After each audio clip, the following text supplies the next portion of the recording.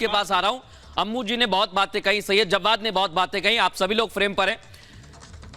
कौशिक साहब, पहले तो बड़ी बड़ी आवाजें उठी, लेकिन जब आपकी पार्टी के नेता का नाम सामने आया, आम आदमी पार्टी के नेता का नाम, तो फिर ये सुर बदल कैसे गए?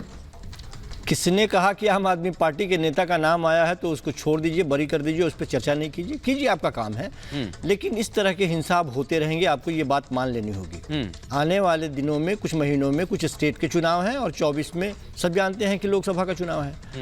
एक पार्टी जो 2014 में आई और 19 में भी आई, लगातार 2 टर्म में उसको लोगों ने वोट दिया और प्रचंड बहुमत के साथ वोट दिया। जो वादे उसने किए थे, उन सारे वादों पे वो फिसड्डी साबित हुई।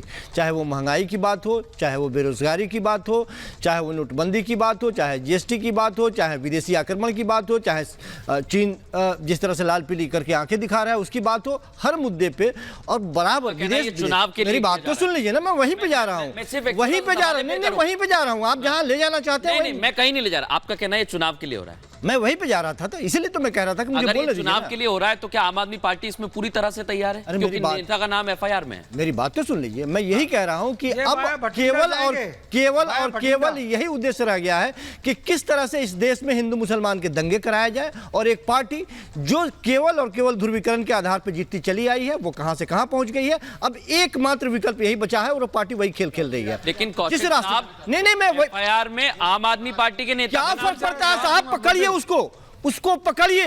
यदि सचमुच में तौर पर अपने फायदे के लिए ये सब बात कर रहे हैं, एक आदमी एफआईआर में लिखा है, एफआईआर में एक आदमी का नाम यदि दर्ज हो गया है तो पूरे पार्टी को आप बता रहे हैं। तो क्या भारतीय जनता पार्टी के उन तमाम लोगों का मैं नाम गिनाऊं कि किन किन मुद्दों पर किन किन तरह का मुकदमा चलता हुआ दिखाई दे रहा है? पूरा कागज है, पूरे पार्टी को हम लिख कर दे देते। आप जिस सुनिए, तो ये कोरा कागज है, आप नाम लिख कर दे दीजिए, मैं बोल दूंगा आपकी जगह। मैं सिर्फ नाम की नहीं बात कर रहा हूं, मैं कह रहा हूं आप कम से कम एडमिट तो करिए कि अगर उकसाया जा रहा है तो ये भी सियासी हो सकता है।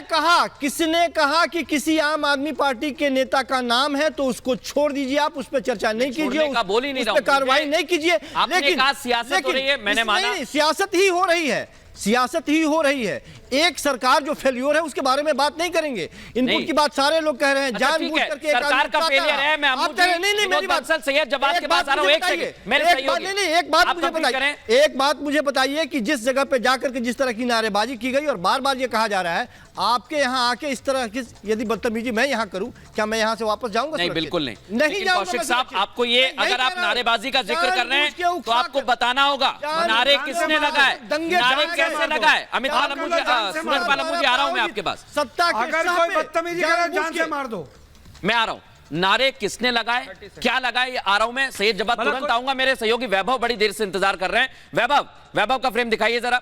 वैभव उसी जगह पर मौजूद है जहां बुलडोजर एक्शन चल रहा है, और वैभव जहां से पत्थर चल रहे थे अब वहां पर बुलडोजर गरज रहा है। दिखाइए जरा, क्या जानकारी।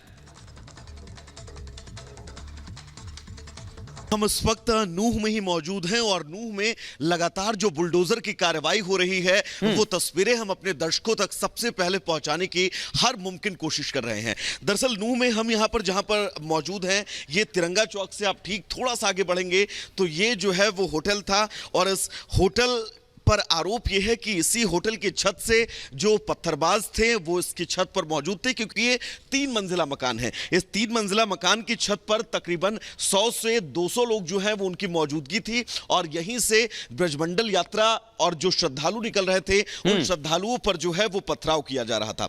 जिसके बाद इस इमारत को चिन्हित किया गया, और इस इमारत को चिन्हित किए जाने के बाद जमींदोज कर दिया गया। अगर कल की बात करें तो कल इस इमारत को गिराने की शुरुआत जो है वो की जाती है, जिसके बाद कल देर शाम इस इमारत का जो अगला हिस्सा है उसे गिरा दिया जाता है। लेकिन आज सुबह ही इस इमारत के पास पोकलेन मशीन पहुंचती है, और पोकलेन मशीन के जरिए इस इमारत को पूरी तरह से जमींदोज कर दिया गया है।